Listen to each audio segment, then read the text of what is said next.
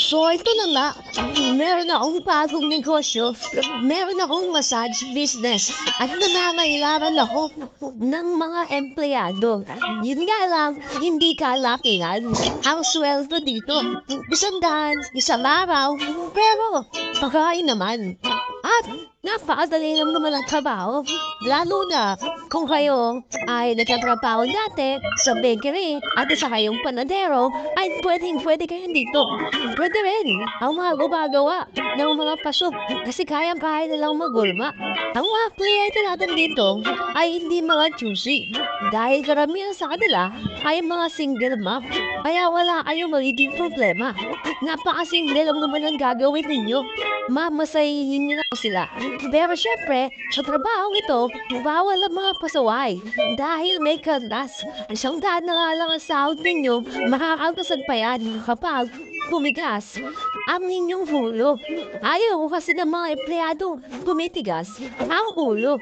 Kaya tandaan ninyo, kapag kayo ay pumasok dito sa aking bagong negosyo, kailangan magpakapait kayo dahil bibigyan ko kayo ng bonus, lalo na kapag magagaling ng performance, lalo na kapag nasatisfied ang mga customer natin.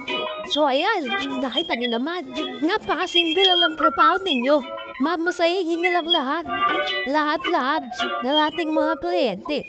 At kapag sila ay nasatisfied, sigurado, babalik-balik yung mga yan at magtutuloy-tuloy ang ating negosyo.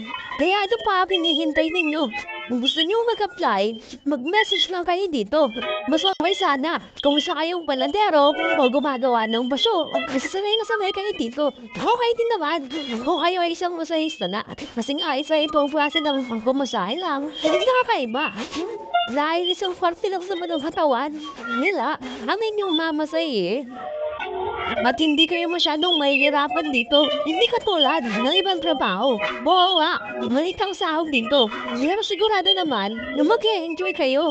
Mag-e-enjoy kayo dahil mag-e-enjoy din naman ang mga kliyente ninyo. So ayan, ang mga sample para sa mga hindi marunong magbasahe.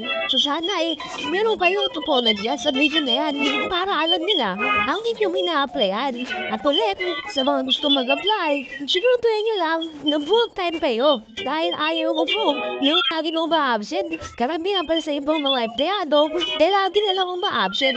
Pero sigurado, dito, makapag-konti pa kayo at mag-i-enjoy talaga kayo. So mag-message na kayo para nga naman makauna kayo kasi sa ngayon, ang dami nag-a-apply. Hindi ko alam kung bakit ang dami nila. Maliit lang naman ang sahod. Siguro, ay dahil alam nila na sila ay makakatulong sila sa negosyo ko at makakatulong sila sa mga tao na nangangailangan yung pag-aaruga sa masahe. At ayan, grabe talaga. Satisfied na satisfied. Hindi lang ang ating customer, pati ang ating mga empleyado. So apply na!